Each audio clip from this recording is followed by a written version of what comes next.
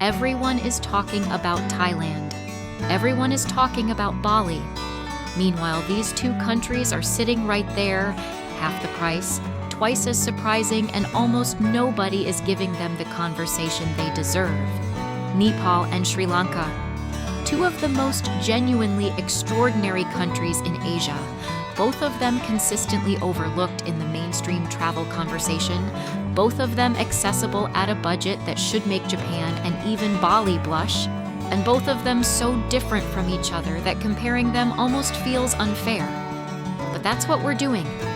I want to show you what each country actually gives you, what each one costs in 2026, and most importantly, help you figure out which one belongs on your list first.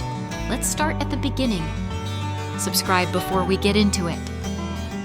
Before the numbers, because this matters, these two countries feel completely different from the moment you land. Nepal hits you immediately. Kathmandu is chaotic, dense, ancient, and completely alive in a way that's hard to prepare for. The air smells of incense and exhaust and marigold garlands. The streets in the old city near Durbar Square are medieval in a way that isn't preserved for tourists. It's just how the city is. There's a spiritual weight to Nepal that you feel physically.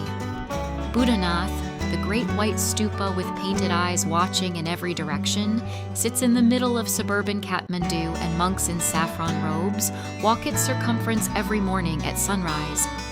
You can join them. It costs nothing. It stays with you for a long time. Sri Lanka is lighter in feeling, not lesser, lighter. It's a coastal, tropical country with a particular warmth in people, in color, in the quality of the light off the Indian Ocean. Galifort in the south is a Dutch colonial walled city from the 1600s that has become, gently, one of the most charming places in Asia. The hill country around Ella and Kandy has a misty, cool, tea-scented quality that feels like a different country from the coast entirely. Sri Lanka is a country that reveals itself in layers, rather than delivering its whole character at once. Attractions, and this is where these two countries are at their most different from each other. Nepal's headline is the Himalayas, specifically the trekking, the Annapurna Circuit, the Everest Base Camp Trek, the Langtang Valley. These are the greatest mountain walks on Earth, and Nepal is the only place you can do them. A guided Annapurna Base Camp trek runs $30 to $60 a day, all inclusive. Accommodation in teahouses, 3 meals, a guide. That is not a typo. The greatest mountain trek in Asia for $30 to $60 a day, including everything. But Nepal is not only trekking. Kathmandu's Durbar Squares, there are 3 of them, are medieval temple complexes that survived 2015's earthquake better than feared and have been painstakingly restored. Bhaktapur, 30 minutes from Kathmandu, is a medieval city so complete and so preserved that it genuinely feels like someone stopped time in the 15th century.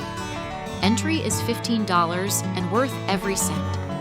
Pashupatinath, one of the holiest Hindu sites on earth, sits on the banks of the Bagmati River in Kathmandu, and the cremation ghats there are one of the most profound things you can witness as a visitor anywhere in Asia. Free to observe respectfully from the eastern bank. Sri Lanka counters with variety. Sigiriya is a 5th century fortress built on top of a 200-meter volcanic rock plug rising out of flat jungle. Frescoes painted on the cliff face, a lion's paw gateway, a palace at the summit with views over the entire country. Entry is $30, and it might be the most dramatic single thing you can see in Southeast and South Asia. Yala National Park has one of the highest leopard densities of any national park on Earth. Half-day safari jeep tours run $40 to $60. The 9-arch bridge near Ella, where trains pass through a curved stone colonial viaduct above a valley of tea fields, costs nothing to watch and is one of the most photographed scenes in Asia for good reason. And Adam's Peak, a sacred pilgrimage mountain with a temple at its summit at 2,243 meters, is climbed at night so you reach the top at dawn. Pilgrims of 3 religions use the same path. Entry is free. the experience is extraordinary. Accommodation, and Nepal's budget story here is genuinely striking.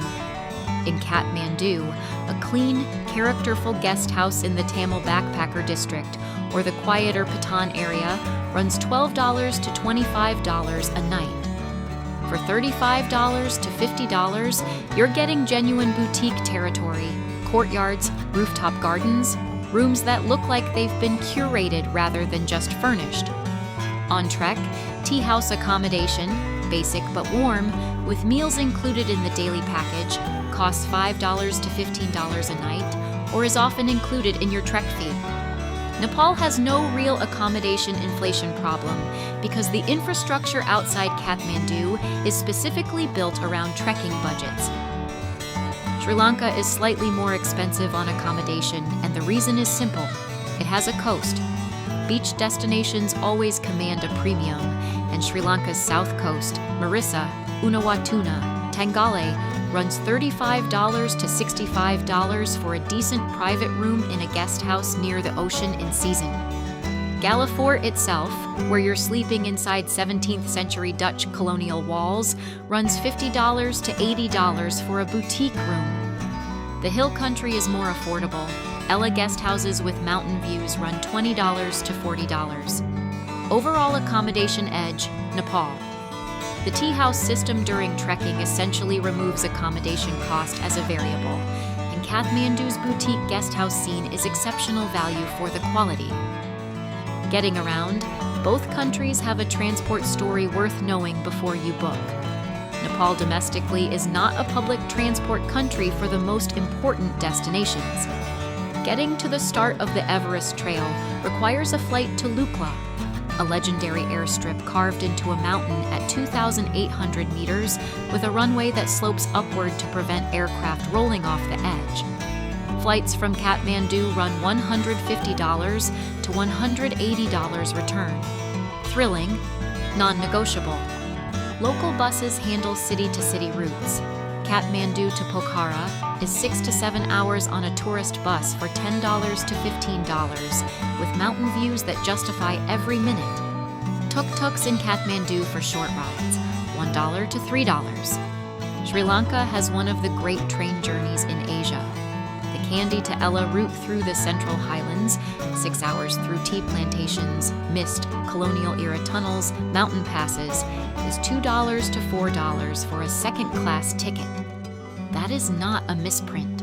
One of the most beautiful train rides in the world for $2. Book the observation car on the Expo rail for $10 for reserved seating.